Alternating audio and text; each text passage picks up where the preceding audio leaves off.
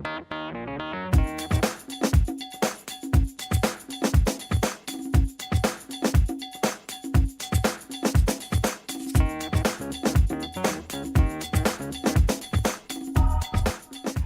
to the Northeast Kingdom Voice. I'm your host, Scott Wheeler. This is part 2 of an on-the-road show to the Abenaki Reserve of Odanak in Quebec. I will let my guests introduce themselves or reintroduce themselves. I'm still Jacques Thériault-Watso, a Abenaki from Odanak and elected official at the Odanak Band Council. Right. Koimzewe and the was Italian Wawanolwa, Kenoto Kawawendo, Odanaki Potavas Wakan, Ne Al Secontegui. Good morning, everyone. My name is Daniel Modet. I'm the executive director of the Odanak Band Council and also Abenaki at Al Secontegui at Odanak. So we spoke a lot during the last segment of the show just about Odanak and about some of the issues that are, it's facing or they're trying to discuss about the recognition of Vermont Abenaki. But back to Odanak again is what was Odanak like that you grew up in? We talked a little bit about what your parents and grandparents grew up. How was it here growing up? Well, I was born here, and because of domestic violence, my mother left the community when I was 3 years old, and we went to Sorel, which is a town not too far from here, and we were raised by my mother, but there was always a close-knit link with the community and the Watso family. They were very supportive through this hardship, and they were raised in extreme poverty, but through that poverty came the profound sense of pride of being a Abenaki, and my mother was part of the old Quebec Native Women's Association struggle to get recognition of their status. So I was always embedded in that fight for social justice of the Native women's and being about Native rights and especially Abenaki rights. So it's not something new. All that we do in Vermont to lobby the government for all the state recognition and all that process. It's not something new, but it's about social justice and the recognition of the integrity of our Abenaki culture.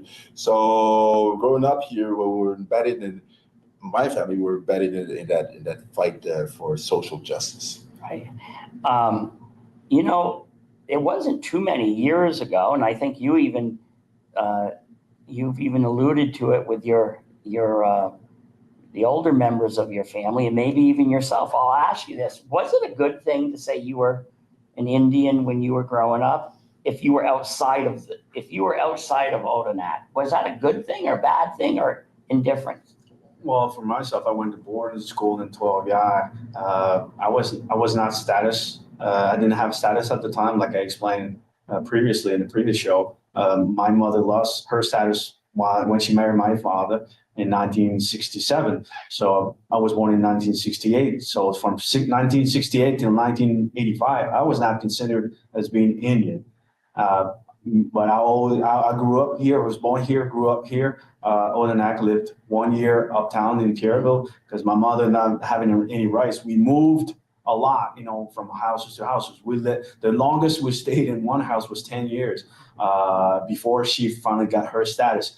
But anyways, I went to boarding school, and to me, my time at high school there, it was the most pleasant years of my life. At the same time, I was discriminated a lot because knowing that I came from Odanak and I had Abenaki heritage. I mean, I was picked on a lot, at school. The only thing that got me, saved me a little bit because I was big. I mean, 6 foot. I mean, by the time I was 14, over 200 pounds. So that made it probably more easy for me to go through this. But otherwise, I mean, yeah, I was picked on a lot. What would being picked on look like? Well, I was told them nicknames, and it's just, make a reference. Anytime I was doing something, then there would be mimicking that. I mean, they were shooting bow and arrows at me and then shooting guns, stuff that you say, well, okay, you get around, but at times, with times it got hard. I mean, so you accumulate, and then, yeah, it made it so I had to fight, to, keep my ground, at times. So it was kind of, and always having to reminisce on, my upbringing, because, lots of people here at Odanak were alcoholics at the time. My father was alcoholic, my grandfathers were. So see, that brought back, bad memories, of that, because upbringing, as Jocko said in the previous show, my grandfather told me stories that, at the time when he was, a young adult, that, Abenakis, Indians were not allowed in the bars, in the local bars, in any bar in Canada. So, but a lot of people still drank. I mean, they found ways to buy alcohol anyways, and alcoholism on the reserve was pretty bad. So, having to go through this and been picked on and said, well, Abenaki, and that remark came often, because, there were stories out in the news, about, having drunks, Indians, in the reserve, and causing troubles and so forth and so forth. So that was all thrown into the mix. So it didn't make it our, up living so easy, and I also having to make it ends meet. I mean, my father, I mean, was had a good trade. I mean, he was a welder. My mom was a housewife, and she did some work at her sister, my aunt's sewing factory, but didn't earn much. So we didn't miss anything. We had 3 meals a day, but we were not so flashy. We was not, so comfortable. I mean, we're in a middle class, like upbringing family. So, but at the same time, we had our issues. But positive notes. I mean, it was beautiful life though. I mean, here on the reserve. I mean, we had a lot of fine friends. We had a lot of fun anyways. So I enjoy. I wouldn't trade my life for anything else. I mean, and like Jacques was saying, also part of this, and while later in my life, when I joined and got to be working at the band council,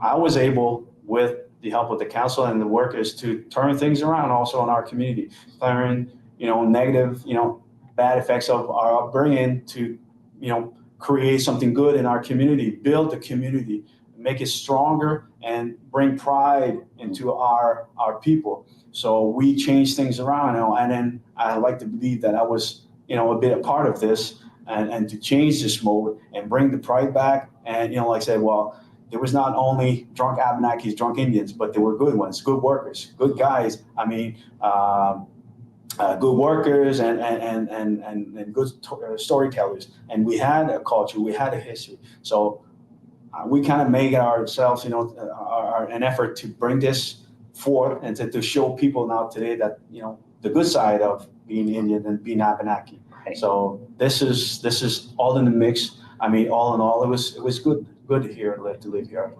So did you ever face persecution of any kind? Persecution, well, discrimination or racism, or yes, but persecution. There was, like I said, in 1990, there was the Oka crisis here in Quebec, where the Mohawk had a standoff against the provincial police and then the Canadian Army, and that reflected on all the Indigenous voices in the province of Quebec. It awakened a sense of racism that was because of the conflict, and there was a police officer that died, and also so that ignited a lot of racism towards us. And me being in high school, I was finishing my year. That's when I had it. It was a year that I knew that I was a savage. I was some called me an Apache and all these different names. They were very aggressive, and I'm a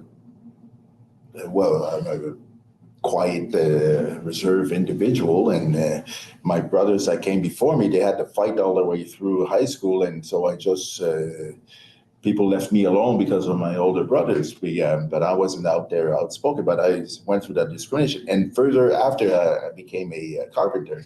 and working off reserve and the different trades, there was a lot of discrimination and all the stereotypes that would come back, being Indian, the alcoholics, not paying tax, getting free cigarettes, and all these stereotypes that live within the Canadian society would always be reflected on each different construction site that I would go. So it's always a uphill battle because I'm not an Indian working on construction. I'm a carpenter by trade. So when you go on a construction site, well, I don't want to be seen as an Indian. I want to be seen as a tradesman would be incompetent and be informed to do the work that's supposed to be done. And because we're all human beings behind this whole situation, the sun shines for everybody. But there was a lot of discrimination. But through all that, I was able to stand proud, stand tall because of my upbringing. Said, no, my culture is more valuable than your insult. So when did it all, when did the shift begin? All of a sudden,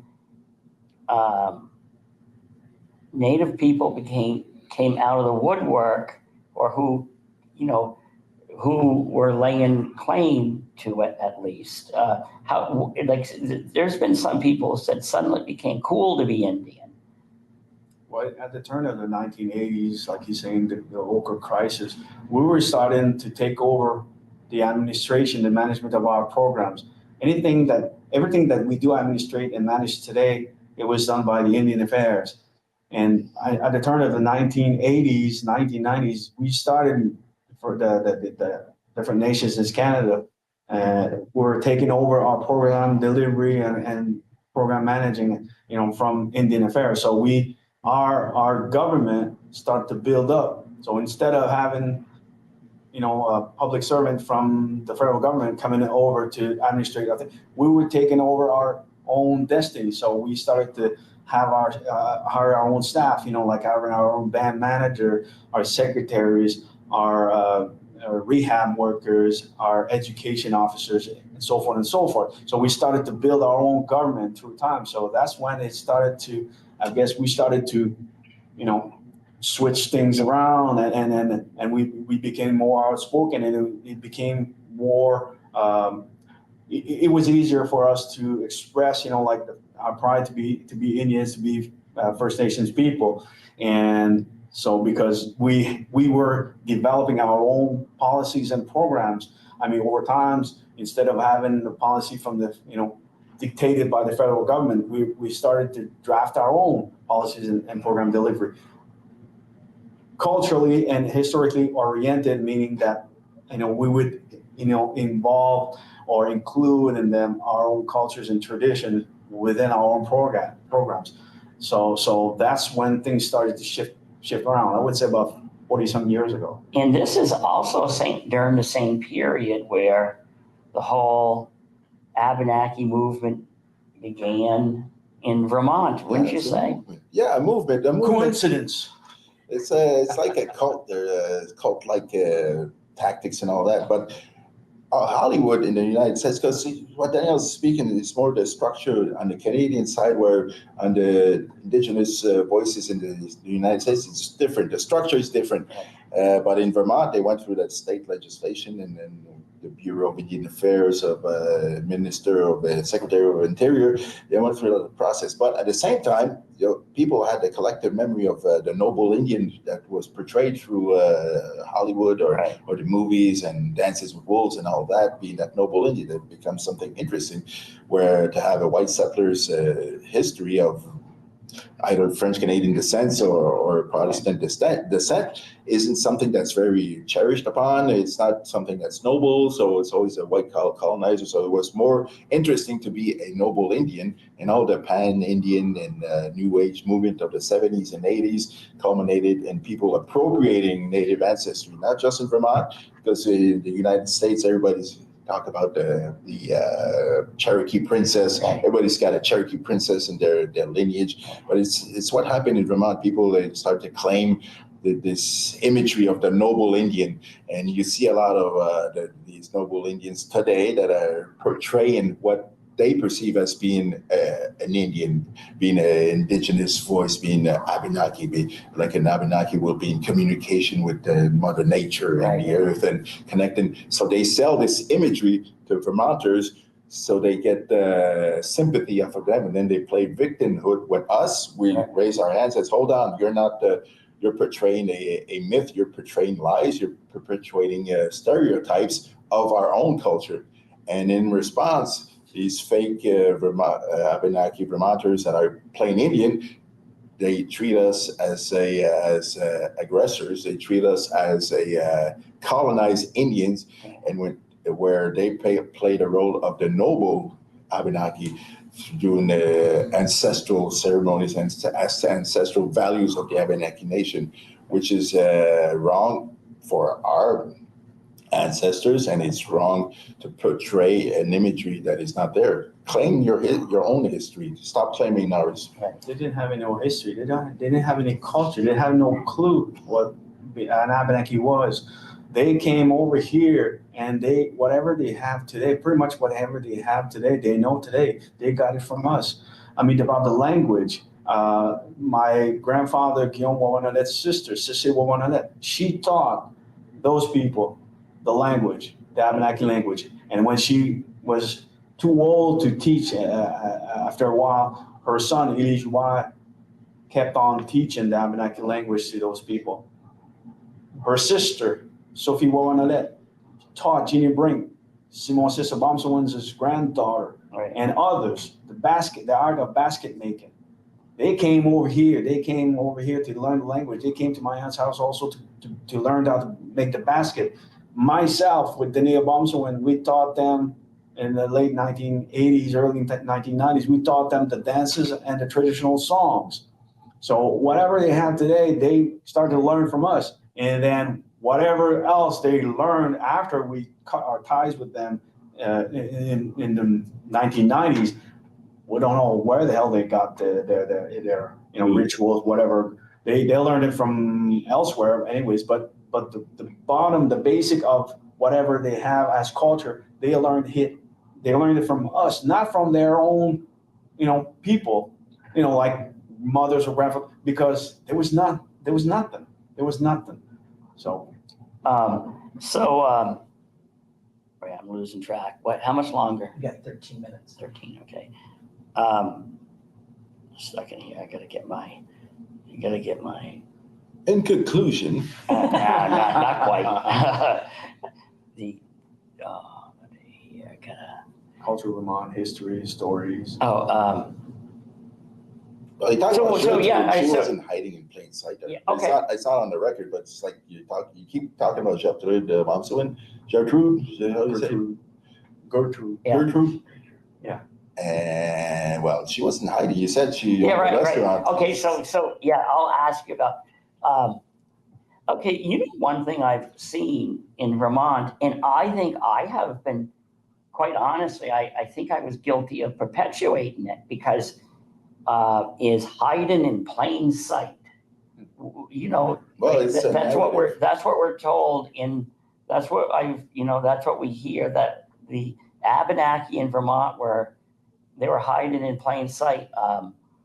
The one thing I've run up against, I did some work on telling the story of the Ku Klux Klan, and that we used to have cross burnings during the 1920s and 30s, and some of the people who identify as Abenaki said, don't forget that we were also persecuted by the Ku Klux Klan. I'm not saying they weren't, but I've never come across any of that. In our region, it was largely they were persecuting the French Catholics because there wasn't much in the way of minorities. But do you know are you familiar enough with the Ku Klux Klan to know if they did persecute Abenaki? Because I have seen nothing that proves that.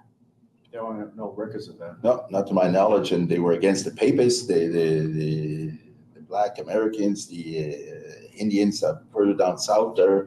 And in the 20s and 30s, the Ku Klux Klan was a big movement all across the United States. And there was a lot of the federally recognized tribe in Maine that I hear stories from them, but not from our people that were living in Vermont. And we went, even today, we still suffer racism and discrimination but not to the extent that they had to invent a story of being persecuted by the Ku Klux Klan.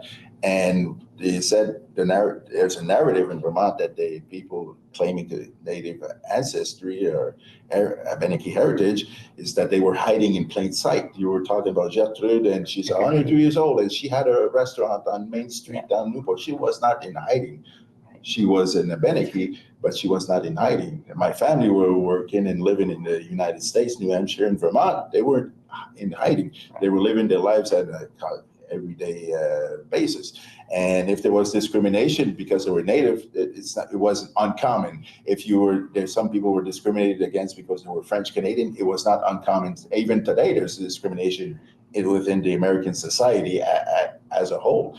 And that's part of life. But to say that they were hiding, where were they hiding? Because Vermont is a very small state. Everybody knows each other. It's a big village in Vermont. Everybody knows each other, and everybody knows their own family history. So what about the eugenics program? I've also read that. I've also read reports. Well, I've read stories that the Abenaki were targeted during the eugenics program. Yes, well, it fits their narrative because they ran out of excuses when they got denied federal recognition in 2005. So they started building up this eugenics narrative that they were targeted and they were victimized by the state of Vermont, where there's no actual facts. There's no stories of our people that were living and contributing to Vermont society back in the 20s and 30s. They were openly Abenaki. They weren't migrating. They were living in, like Gertrude was living in Vermont. She would come and visit her family here, but she was a Vermont citizen first, and she wasn't victim, nor any other Abenaki First Nations living in Vermont. Those that were targeted had different criteria because they were simple-minded and people like that. And it was a strong movement of eugenics in the 1920s, not just in Vermont there, but in the United States society. But there is no claim and there's no truth behind it. But the self-proclaimed groups use it as a narrative to justify and to keep you away from asking questions. Because when you do history research, one of the first thing is facts. You need this document. You need not. They have no facts. They build up a lies to fit their narrative to distract you from the fact that they're lying on their own Native ancestry. This is actually Eugenic survey. People were surveyed. You're saying targeted. If you do some research, you would see on a card during the eugenic survey, Simon Baumswin, Jeannie Brace's grandfather. His name was written on the card, but was he targeted? There was any records, any stories of any Abenaki being sterilized. There are no records, no facts. The reality, about 250 some Vermonters were sterilized. 250, not 2,500 like some of these groups claim that. And 2,500 Abenakis were sterilized. There are no such records. Even if let's say the state of Vermont left behind or forged like wrong reports, from 250 to 2,500 there would be some stories coming out of it, and there are no history, no stories. My grandfather was born 1909 here at Odanak, and his father and his mother spent when he was a child their summers at St. Albans. He spent his childhood summers selling basket at St. Albans. His relation with Nicola Panezzi and Monique Wawanadet, he was his great aunt. So they were close. They were at Highgate Spring. They would be coming back here. There was never a story in our family saying, we should go back to Vermont. And that was in the 1920s. I mean, we should go back to Vermont because we would be sterilized, we'd be going to...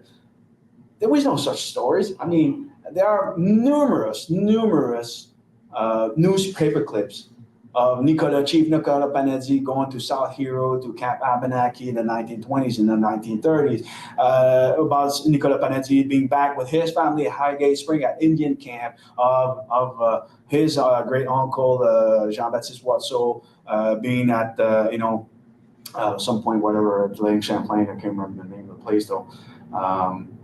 Anyways, selling, and doing Bannock in front of Boy Scouts. There's pictures. There are numerous pictures and newspaper clips of Abenakis, displaying, like their arts, their craft, stores, and selling baskets. Vermont, New Hampshire, even to Maine. So our people are not hiding, but those people who are hiding in plain sight, it's not possible. It's just like Jocko says, it fit their narratives, because you'll see if you dig down in their stories, you see through times their story changed, their history changed, because they knocked and the door was locked. They tried another thing, and until they were successful in 2011, 2012. But our story, our history never changed. But if the Abenaki were targeted by the eugenics system, we would be the first one to fight against this injustice towards our people. But it's not the fact. Right. Here's another question. We only got 5 minutes left. I know there's even been famous people who've, like Elizabeth Warren, Senator Warren, but then you've had this singer recently who, well-known singer, who, now there's questions about her ancestry. What happens if somebody shows you, look, I had this DNA test. I'm native. What does DNA test mean to you? But first of all, to have a valid DNA test coming positive, it would mean that our ancestors would have to provide DNA, right? There is no such things. I've never given my DNA. I've never ever called my grandfather or my mother ever given a DNA sample. So what would they be? I was comparing their Right. DNA with. There's no such thing. DNA is not today. Reliable enough for us. The only thing that we think is conclusive would be family connection. Again, genealogy. Even let's say family names change through times. You can go back far and find a common ancestor. I have provided my presentation in 2022 at UVM a list, an exhaustive list of family names at Odanak with different spelling, but you would know that anything close to that would mean that there are chances that they could be related. We're not saying that there are none out there that it's plausible that they would be connected to us, but the majority of the people in those groups are not close to being Abenaki. They're French Canadian descent. If they were ever targeted by the eugenics survey, it's because they were French Canadian descent. That's. Okay, well, we've got to wrap up, but what do you, in closing now, I'm going to give each a minute. What do you hope for the future of the Abenaki people in the controversy that's in Vermont? For me, for the controversy in Vermont, that the state legislation does the right thing and revoke this process that was flawed, and let the true Abenaki have their voice. We're not claiming the state of Vermont. We just want justice done for our ancestors, for us, and for our future generations. In the previous segment, we also talked about, you're not saying there's no Abenaki in Vermont. There are, you welcome them. With open arms. Well, what's your final word? I'm the same. I want our history to be preserved as is, true facts, as they were, and to remain, intact, not to be replaced by a false narrative, a false history. Just like he says, on memory of my own people, because I do claim that my ancestor, the distant one, the first one, he was a war chief, and he was from South Vermont. So I want to preserve his legacy, my family's legacy, to say, well, this is Abenaki, this is our story, this is our history, not theirs. So would you welcome somebody else, one of their people, to come on the show and talk to me at the same time? Anytime, I don't have nothing to hide. I got nothing to hide. We've been saying the same story for the last 100 years. Well, so if there's anybody out there who might disagree, You know where we are. Okay, well, thank you for coming, and it's a great education. Thank you. Thank you for having us. And thank you to the viewers for tuning in to another segment of the Northeast Kingdom Voice.